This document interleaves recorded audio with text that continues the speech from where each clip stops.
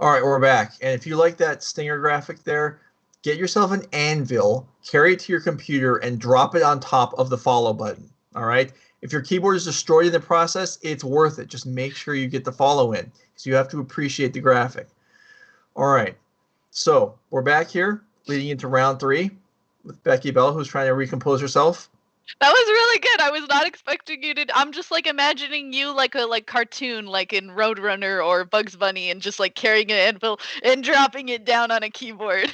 I have been accused, perhaps rightfully so, of not convincing followers to or viewers to become followers of the channel, mostly because I went approximately a year without remembering to mention it. So I'm trying to colorfully make up for that. That was good color. I loved it. Thank you. All right. Anyway, we're back here. We have our match chosen for round 3, I believe, but things are being sorted out. In the meantime, the Magic world is still kind of in flux. We're still online events here, obviously, in other places. Beky, do you have a guess? When are we going to see Paper Magic back? Like, not local events, but like events that are like drivable or flyable, like GPs, SCGs, Nerd Rage live events. What's the timetable? Would you feel comfortable going to an event in? Well, I'm hoping to be vaccinated or starting to be vaccinated within the next month. And I imagine that there's a lot of people that I'm hearing in some of these larger states that aren't going to be able to be vaccinated until the next like 3, potentially 4 months. So I think like by the time that we start to have a vast majority of people vaccinated is going to be well into 2022, but I do think that there's potential for us to be having big Paper Magic again early 2022. That's still a year away, which is a little bit of a shame, but I think like for everyone's safety and well-being, that's the soonest that I dare say. All right, I'm more optimistic than you. I think we're going to see an announcement of a paper event around the time that summer starts. I'm not saying it's going to happen at the time that the summer starts, but I'm saying in the next couple months, we're going to see somebody say, in 4 months, we're having an event. Yeah, That's that what I'm would hoping. be nice. I'm hopeful. It would be awesome. I really want events to come back. I miss going to events so Yeah. much. I've been So, like going on like little camping trips just to be like, okay, I have a thing that I'm going to do this weekend because I'm so used to like a year and yeah. a half ago Yeah. going to events and I Yeah. like always had something to look forward to and I just like haven't had anything to look forward to for what feels like the longest Well, time. you So I have just this. like You have Nerd Rage yeah, Carnage to look that's forward you're to. right, All exactly. right, we got round 3 to look forward to. We have deck lists ready. Let's bring them up. Meanwhile, we try and digest the fact that Beky doesn't look at us as being anything to look forward to. Meanwhile, Sam Pardee's I deck just don't travel to doesn't do fit this. on the page. What the heck, man? Sam Pardee, why would you do this to us? All right, so we have 4 That being color said, this is Incarnation, and if you're wondering what Incarnation, no, that is not any fault of yours. It is Enigmatic Incarnation, from Pharaohs uh, Beyond which Death. is a birthing pod-ish card um, that allows you to effectively pod once at the end of your turn, I believe. Anyway, Yeah. we see companions in the main deck. We see um, to, to say that there are a fair number of singletons in this deck would not do it justice. It's earlier in round 2 we talked about toolbox cards and how one-ofs typically represent a lot of toolbox. I've got a card in my deck for certain scenarios. Mm-hmm. Sam Pardee has taken this idea to another level completely. 2 Birds of Paradise. 2. All right, That card's good. We want 2 of that card. let's see what Sam Brady's playing against here. All right. Now Red, this looks Kroeger like with what we're used to seeing. green, white, Heliod. This is a normal, straightforward deck. It has the well, at least cool for coverage feature of when you look at the deck list, you understand what's going to happen, which is not the case with Sam Pardee's deck. But that makes it exciting. So when the players are ready, we're going to sit down and watch Green White Heliod versus Enigmatic Incarnation whatever that pile. other thing was. If we called check pile what it was, we can call Sam Pardee's Enigmatic Incarnation pile, yes? Sure. It's not offensively calling it a pile. It is a pile of cards that you would not typically expect to see all put together. Yeah. And who do you think is going to win this matchup? I'm sorry. You wouldn't expect to see all those cards together? Well, I mean, okay, a lot of them I would expect to see together, but you say that would imply that you're actually not, that you would expect to see an Enigmatic Incarnation with a different set of cards. And I don't know what I would expect to see Enigmatic Incarnation with at all. And what is Spreading Seas doing in this deck?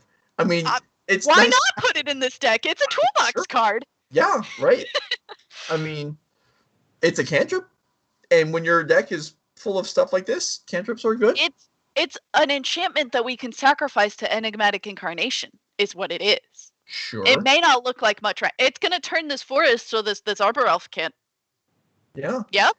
I mean, that's actually... It's an island now, you can't untap it. Yeah, it blinks, it draws a card with Yorion.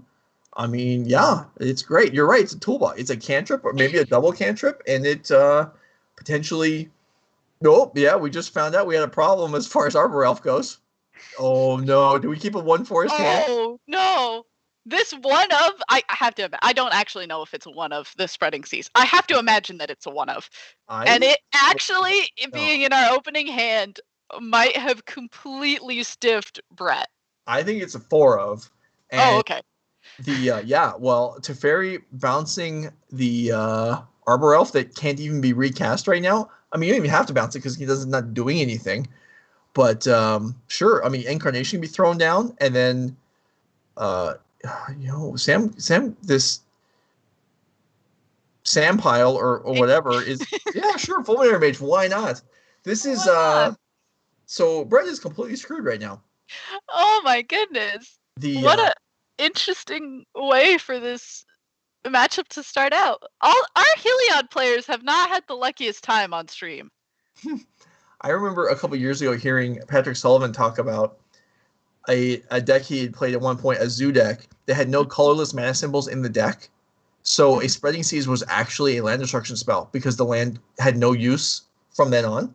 Oh, we're not quite at that point here, but certainly it is pretty effective. As we see here, Incarnation, I looked like it sacrificed the Spreading Seas to find Renegade Rallier, which got back the Spreading Seas as a cantrip, and that's it.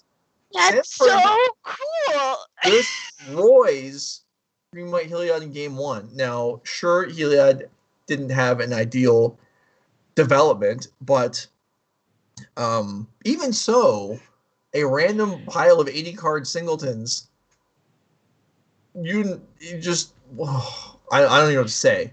Beky, you take over. I'm not even sure that I know what to say either. It was really cool, like, because obviously it would be really sad if we had gone into that match and we never got to see Sam Pardee cast Enigmatic Incarnation, which is a total possibility if you're playing an 80-card deck. Sometimes you don't find something that you're looking for, especially if you're only playing 4.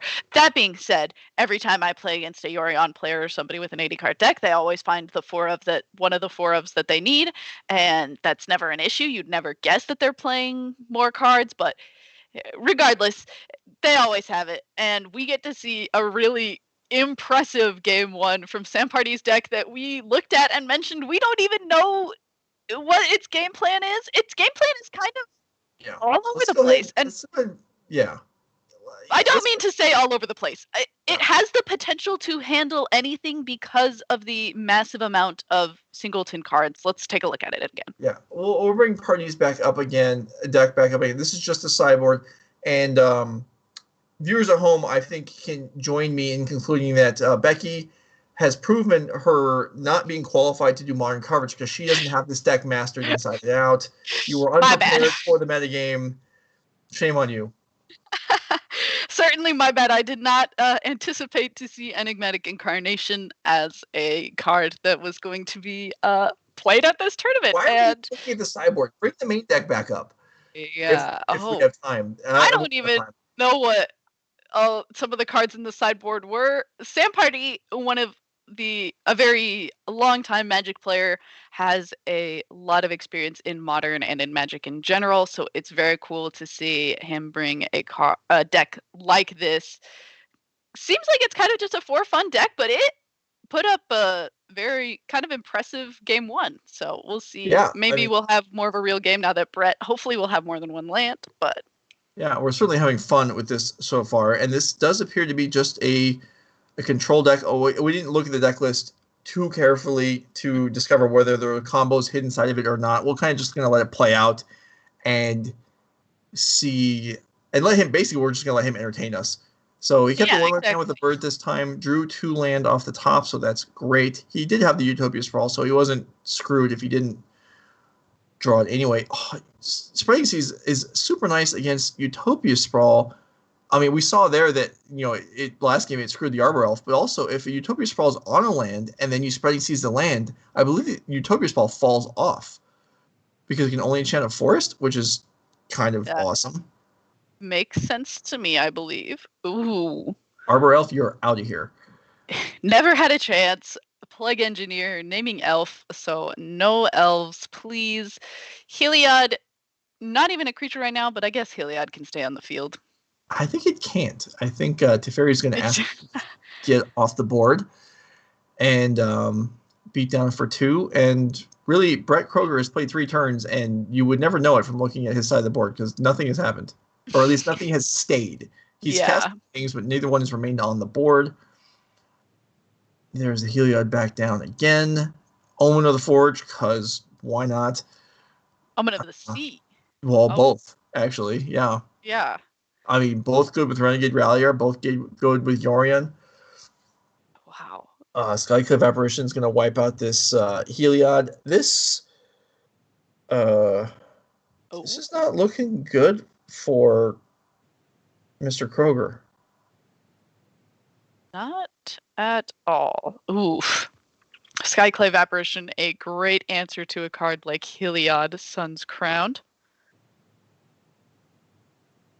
Yeah, definitely. Skyclave Apparition is really, really strong. And it must be. It's one of the few cards we're playing 4 of in this deck. Brett could use a few copies of his own, which he is playing. And there's a company. Okay. He needs this to hit. Skyclave Apparition basically wipes out anything that costs 4 or less with negligible drawback. There is a drawback when it dies, but it's not like the old Oblivion Ring Faceless Butcher type thing where the creature comes back. It's wow. Okay. Oh, all right. Well, if there's something that's going to get Brett back into this game, this is a big help to do so. There are 5 Skyclave Apparitions been drawn so far in the first 4 turns, or seen access to in the first half dozen turns of this game. So what is your second target here? Oh, I feel like it's tempting to, okay, we see it targeting Teferi. Personally, I feel like I would have been extremely tempted to target the other Skyclave Apparition to also get a 3/3 to do some attacking onto the Teferi, but we see too worried about the Teferi being potentially a little too difficult and going for there.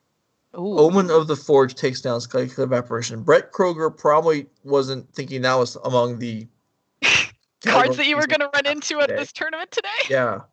All right. In for what? 5? 5. This is like a lot of pressure. And there's a Spellskite protecting from removal. Not that it has a lot of removal. Spike Feeder, sure. Yeah, if you told me that I was going to play in a Modern tournament and one of my opponents had registered Omen of the Forge, I would have been like, easy game.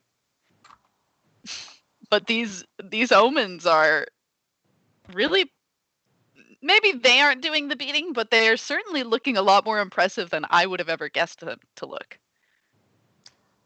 Yeah, this is, I mean, there were so many cards in the deck list, I'm not even sure I processed that there were Omens in the deck. I didn't either.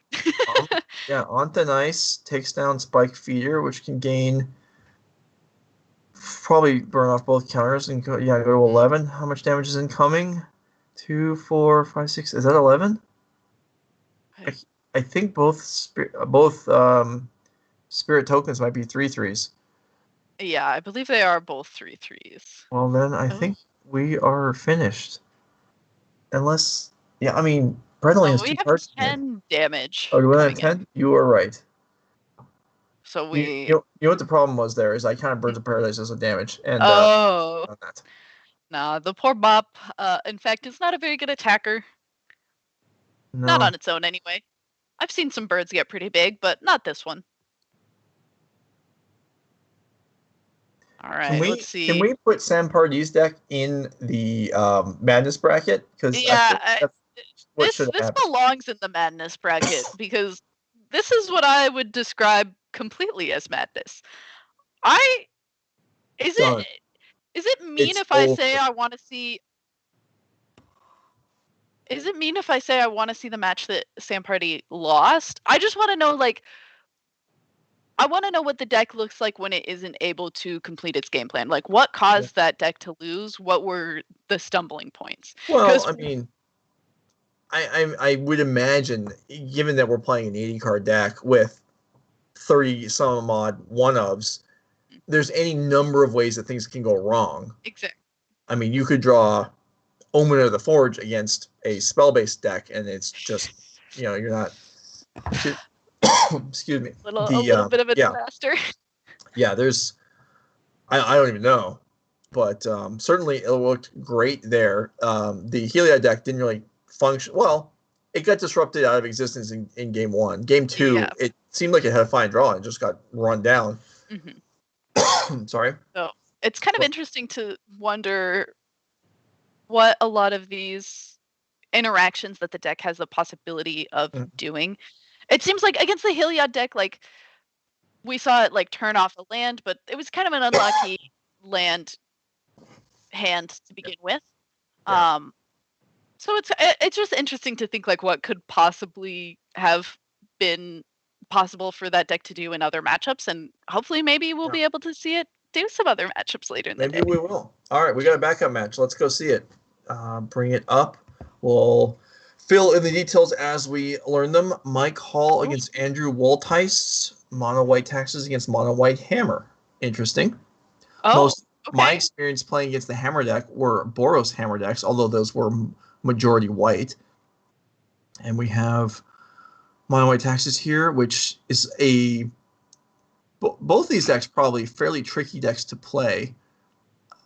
Mono white taxes for sure, as you are playing somewhat underpowered cards that just prevent the opponent from doing what they want to be doing. Yeah. Oh, this is such an interesting board state. I feel like the Taxes player is in a better position currently. Well, they have more stuff, and Yeah. that is certainly the initial eyeball glance at the board way to analyze it. As having more stuff is good a lot of the time. How Blinking do you Stoneforge. feel? Oh, go for it. Go ahead. I was just saying, Um. Blinking Stoneforge Mystic is great, but yeah, go ahead. What do you? Oh no, Oh, change mind. Not Stoneforge Mystic. It's going to be Skyclave Apparition to pick off I imagine. something. There's not actually much of significance on the board. Yeah. Stoneforge Mystic seems like a good thing to pick off here, though. Sure. There could be an equipment in hand that wants to be dumped in for free or for cheap that was just disrupted. Okay, what were you going to say? So I feel like I've seen a lot more mono white or black and white Taxes decks that have begun to rise up since our last big banning that happened. And do you have any idea as to why that might be? Do you think it's Skyclave Apparition, or because I have a feeling that Skyclave Apparition fits wonderfully into this deck and has made this become one of these stronger ideas. I mean, Stoneforge Mystic was a nice addition as well, but Skyclave Apparition kind of feels like a good creature glue to hold a deck like mono white Taxes together. Yeah, and they're the number of disruptive cards is increasing. I think it's Archon of Emeria. I think there was one on the board there. Yes. The deck lists are ready, so we can look at them and confirm if that's the card or not. But we'll get to that in a moment. This is Andrew Wolthuis' mono white hammer deck that just lost a game. And I don't know that we lose a whole lot from being mono white versus being Boros.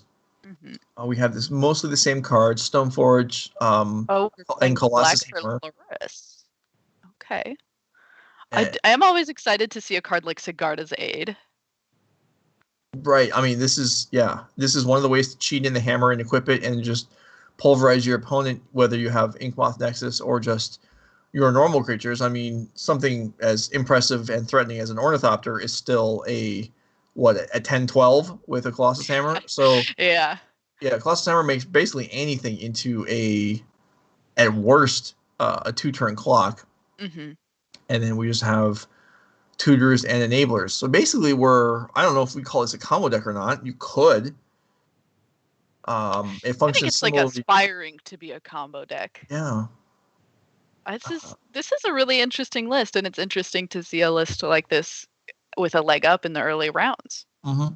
Yeah, I mean, Boros Hammer definitely, I feel like, was a relevant part of the metagame a few months ago, and this is certainly a slightly more straightforward version of that. And anytime cards get banned, then if your deck didn't lose anything, your deck presumably got somewhat better, just in comparison. But let's go ahead and look at the other deck, Mike Hall's Mono White Taxes. So yeah, Archon of Emeria was the card I was referring to, and it's just a newish and additional kind of hate bear, despite the fact that it's not a bear. It's close enough that it's pretty cool. Can be a nuisance. Well, I would say surprising to me is there are not 4 copies of Land and Arbiter. Yeah, only 2, which is, I agree, certainly interesting in a format that is so ridden with fetch lands. Land and Arbiter is typically a really good card to be playing 4 of, but we see that kind of shaved for some of these other new additions. This is so cool! I love it! It is so cool. Ooh, right. Settle the Wreckage. So that's a good answer to a creature with a big hammer. Sure it is. Game 2 looks like we had 7 cards for both players. Both players have an enabler on turn 1. Not quite of the same scope, but they're both enablers. And yeah, let's see if Brett is able to even this up. Okay. Steel Shaper's Gift for Colossus Hammer. So everything's enabled, and Inkmoth Nexus is a potential kill next turn. Does Pardee have an answer to it? The answer is no. Oh, we are not watching Pardee anymore. You are right. Mike Hall. You are right. That is a good point. The names on the page there need to be credited. Shame on me for that. Apparently, I had no mental objection to all these cards also being in Pardee's deck. That really says something about the type of deck that Pardee was playing, though. I don't think that is error on your part. I think that, I would have potentially thought the same thing. Pardee's deck was just I keep calling it a pile, but... Oh, okay, there it is. Andrew Wolthuis needed a land for the win, and he has it. And barring a vial in of a 1-drop that can block this Inkmoth Nexus, this will complete the game, as Colossus Hammer will come in with Flash and equipping for free from Sigarda's aid. Thus, 11 poison are delivered, and Mike Hall is feeling very sick and is now dead. So, that completes game 2. Assuming the game counts were correct there, we are now going to game 3. So we got most of a full match for you on the backup this round, so that's great. Hopefully you're enjoying that, and hopefully you're enjoying being with us today. We are in round 3 of 7. And if you are enjoying being with us today, you should hit that follow button. Yeah, with whatever device you have. Finger, anvil, pencil, do whatever you want. Just hit it. We are happy to have you with us and participating. If you're in chat, you're watching, if you're playing the event, if you're playing in the Legacy PTQ and watching along, that's great too. We'll take it. If you are here watching while playing the Legacy event, you should know that our next event is Legacy in 2 weeks. We'll have more on that later. Well, we already have more on that, but we'll show it to you later. In the meantime, Game 3 is getting ready to kick off. And Mike Hall has a 1-lander with the Ether Vial, which I think a lot of the time you go ahead and keep, and he does choose to do that. When we first looked at this White Hammer deck, I'd seen it, but I had never seen it win a game like that. Mm-hmm. So it was very, very cool to see what I imagine is one of the smoothest and cleanest ways for that deck to win, and just do it so seamlessly. Yeah. And That's one of the things where, like, when a card like Colossus Hammer gets printed, you aren't like, oh, this card's going to be in Modern. Or, Right. like, I personally would never guess that a card like that would be in Modern. And then somebody comes out with a deck like this, and you're just like, oh, okay. I mean, I guess, yeah, sure. So, okay, my call misses the land drop, but does drop Path to Exile. So I was just thinking to myself, because all the, like, Andrew was basically playing his hand open, like, it was clear what he had last game. My call potentially could have not tapped out on turn 2, and then Andrew would have had to, maybe would have respected the possibility of Path to Exile and not gone for the win. And my call did not force him to make that decision by just tapping out. And still, he wasn't dead if there wasn't a third land from Andrew. But I don't know. That's something at least that might be worthy of consideration. As we see here, this game develops. We aren't knowingly screwed this time because we didn't see a tutor for a Colossus Hammer. So, annoyingly enough, Giver of Runes does give protection from colorless. Pierce Steel Something Paladin. frustrates So me on a daily basis. I'm not confident I'm right about this, but I believe before this deck, normally Pierce Steel Paladin really didn't exist aside or didn't get played outside of in actual combo decks. Yeah, the only other deck I can think of it being in is like Cheerios. Right, and here we're seeing it played actually as, you know, a actually, you know what? Yeah, this is being played as a fair card this time, or compared to its other. Fair-ish. Yeah. We're using the equip portion of it this time, as opposed to, or focusing on the equip portion instead of focusing on the draw a card portion. Oh, okay. So, Path to Exile, and in response, a Shadow Sphere comes into play and draws a card. So, nice exchange there. Ornithopter for free. Yeah, so nice exchange there for Andrew Wolthuis. But Alright, slowly getting some lands. Yeah, Andrew way behind on cards here. Mike has a lot going on, if he actually has time to deploy it, which it looks like he probably will. You can't always have the nuts, I guess. Though it was cool to see it that one game. Yeah. I mean, what would you be doing on these next few turns if you're this? Well, I think I'm going to be very careful. I want to leave this vial and this Flicker Wisp in my hand as much as possible and have it available so that I can defend myself, since we already used our path. So I think we're going to be fairly slow in developing. That's scary, as Stoneforge Mystic in Andrew's deck with Sigarda's 8 on the board means this hammer can just go to work immediately. And I guess this Ornithopter is now going to actually be potentially an 11-13 lifelink trample guy, but doesn't jam in there. I'm a little surprised, actually, that let's see, what am I missing here?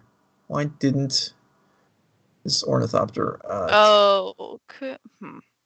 I mean, the Flicker Wisp could have blinked it out, but that could have happened at any point. Like, that's not going to be, that's still the case. So that's not a reason to not do it, I don't think. But we'll see how this develops.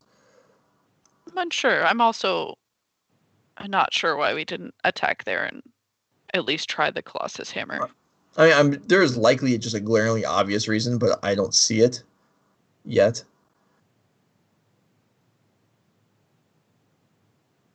I mean, the Archon could block and the Giver could give protection, but still, a lot of damage would spill through with Trample, and exactly. Andrew would gain some life. And his life total's, high right now, but still, like, we're doing the same. This is the same thing we could have done otherwise. And, well, there is likely a reason. I don't want to sit here blindly criticizing and being unsure, but this certainly seemed like it was a possibility, at least. Could have potentially been trying to bait out Flicker Wisp on Mike Hall's end step instead of on Andrew's turn, potentially. Perhaps there's some significance in his deck to doing that instead of having it be on his turn.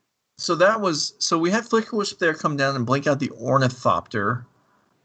Alternatively, we could have blinked out the Colossus Hammer, I believe, and then had a block to kill the Ornithopter. Now, if we'd done that, the Colossus Hammer, I think would have... Sigarda's Aid, I think, would allow it to re-equip for free when it came back into play. I'm not sure if that's a cast result. I think it's just a come-to-play trigger. I'm not sure about that. So that's the trade-off there, allowing it to re-equip for free versus being able to pick off the creature. And Mike chose to... Let's see. We can take this for sure. Enters the battlefield. Yeah. So Mike chose to basically unequip the Colossus Hammer as opposed to killing the Ornithopter. And I'm not going to say that's necessarily wrong, because unequipping Colossus Hammer, I mean, the Ornithopter... It's hard to re-equip.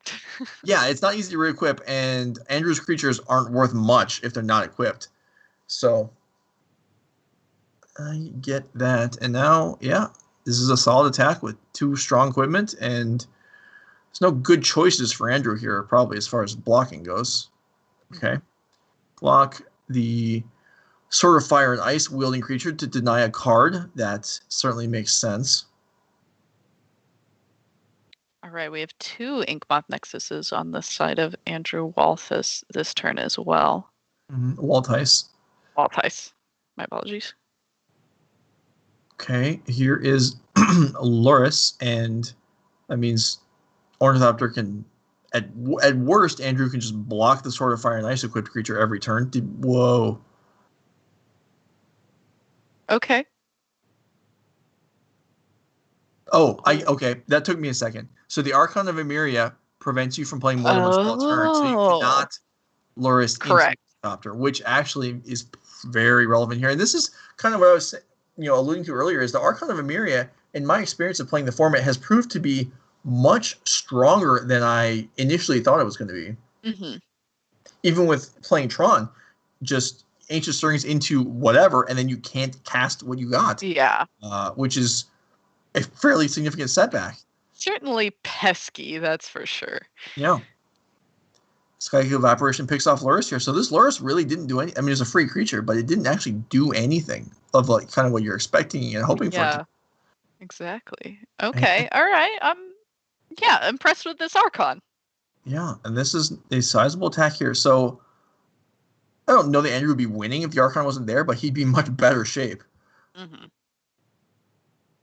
I have to wonder if the idea on Andrew's side isn't just trying to win with an Inkmoth Nexus and the Colossal Hammer, and just like hoping that that is something that can be pulled together in the next little bit.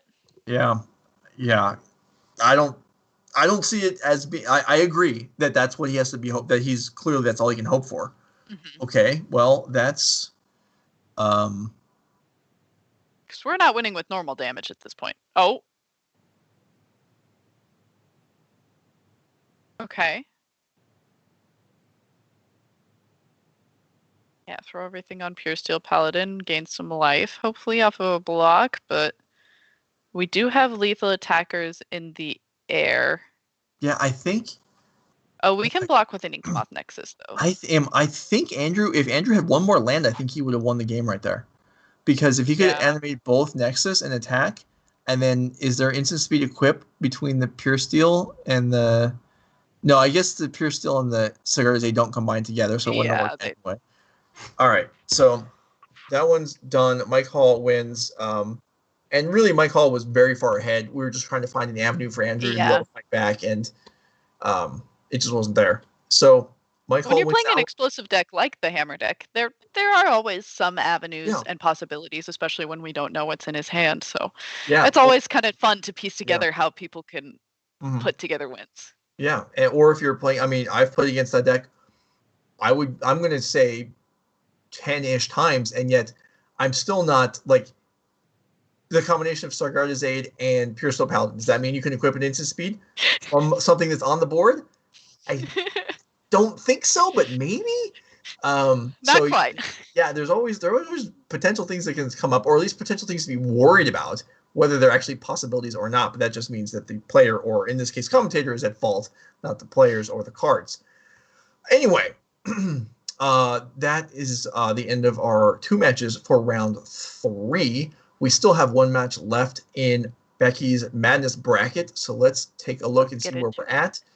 If you're new and not been following along, you can go !madness in the chat to see all the deck lists. These are modern decks from the last decade that stood out either in power level or just overall brokenness or success level that Max Con and I came up with in the last couple of days to talk about today, because it is March and it is Madness in college basketball, so we're having Madness here in Modern. Now, we are in the bottom right, the 4-color Wurza versus the Jund. So let's take a look at the deck lists for this pairing. I feel like I already know what I want to answer, but... All right, so I wasn't the only Nerd Rage affiliated person we chose. We have Jack Cummins, winner of the NRG Chicago trial back in January 2020 with 4-color Wurza, a deck that has lost Mox Opal from its options, as well as Mycosynth Lattice. Mm-hmm. And as if you're just joining us, basically... it also lost at Arkham's Astrolabe. And Astrolabe, yeah. So basically very banned deck. And Oko! Okay, so... half of this deck isn't legal. Darn it, you're right. Okay, so yeah, basically nothing here is playable. Which is the whole idea. All these decks have cards that have been removed from the format. This one, except for Death Shadow. This card, this deck is this tournament took place 14 months ago, and 4 cards from this deck are banned. Yep. Just goes to show that if you have a good thing, it might not last very long. Yeah. So this deck is, this deck is just dirty. Board dominating presence with the options for infinite wins if it can assemble Thopter Sword and Urza. Man, I feel like I haven't even seen Oko in so long. Yeah. That card's been banned in so many formats. I feel like just like seeing the card, I'm like, oh yeah, that was a card that existed. Mm-hmm. All right, so let's see what 4-color Wurza is facing off against. Jund. It is Jacob Wilson's Jund from all the way back in November of 2012. Oh. So I don't know if this is the biggest gap in years between anywhere in the brackets, but it probably is, or it could be. So we have Deathrite Shaman. Oh, Deathrite Shaman is banned. Oh, yeah. Good. Blood Red Elf was banned and then unbanned. True. Yeah, weird to see that card be considered ban worthy at one point, and now we have all these. Now we have like Oko, and it's like, wow, we had Bloodbraid Elf banned at one point, and Oko was something that we made. Crazy. Yeah. So okay, and so this is just traditional, maybe the traditionalist Jund from a while back. We have Deathrite. We have removal. Discard. Am I allowed to be bothered by it being called Jund when it's playing Lingering Souls? I guess, are we? Oh yeah, we are playing a Godless Shrine, so we can cast the Link. It's 4 colors. It bothers me that it's called Jund. There's white cards in the sideboard too, but yeah, thinking of the naming conventions, if you called this something else, people would riot. Because it's all Jund cards and it's mostly Jund. Yeah, I get it. This is just Lingering Souls probably blew up the mirrors or some other matchup he had to play against by giving him tons of chump blockers, but yeah. We went to that earlier with the other the Jund Death Shadow list that was also playing Lingering Souls. Right. So this deck versus the 4-color Wurza, what do you like? So when I was going into it, I remember when 4-color Wurza was becoming a big deck, and everyone I knew who played Jund, and maybe this is just a Jund player thing, but all the Jund players I knew were like, oh, it's a great matchup. It's fine. Uh-huh. We have all this artifact removal. It's not a problem at all. It's a great matchup for us. But I don't know if I ever saw a Jund player actually beat a Wurza deck. Yeah. So I'm pretty slated to say that I believe that Wurza wins this matchup pretty easily, especially this version in particular that is pretty light on the artifact removal. Yeah, no, I would also be on the Wurza side of this one. I think there's just too many broken cards going on there. And, Blood Red Elf, Deathrite Shaman, sure, those are great. But they're not Oko, Thief of Crowns. Just get out of here. Yeah. Oko cleans house. Thopter Sword is good anyway. There's only 2 Abrupt Decays in the main. This is not going to stand up. There's only 1 Ancient Grudge in the sideboard. We got Shatterstorms at least, though. That has the potential to stop them for a little bit. Shatterstorm can do some work, but yeah, let's just not kid ourselves. I think this deck is getting wiped out. Oh.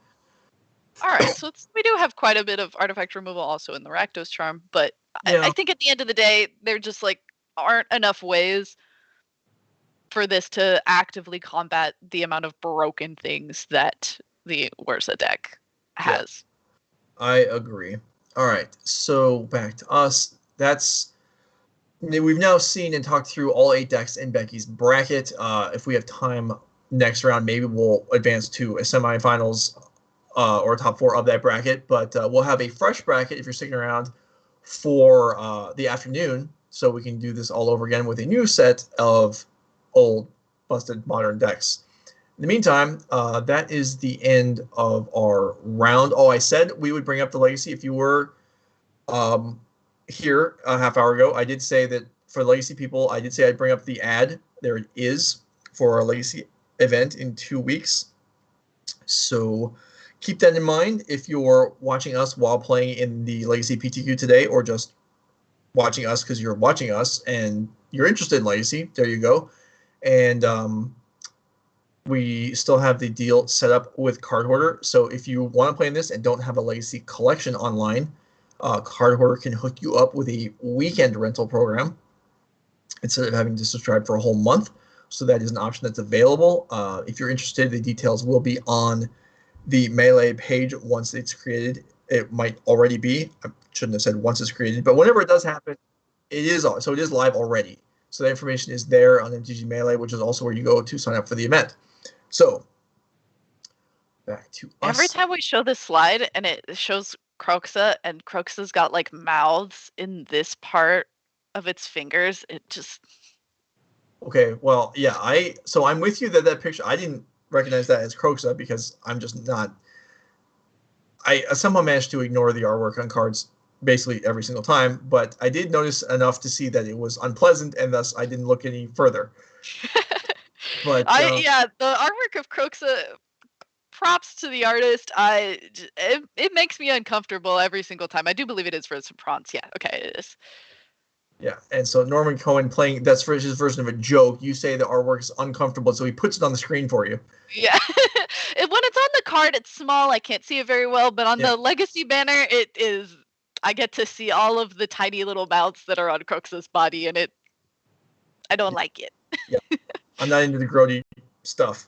Anyway, all right. Only 1 match is still playing in the round, so we're going to step away. We'll be back. Should be a short break this time. Stick around.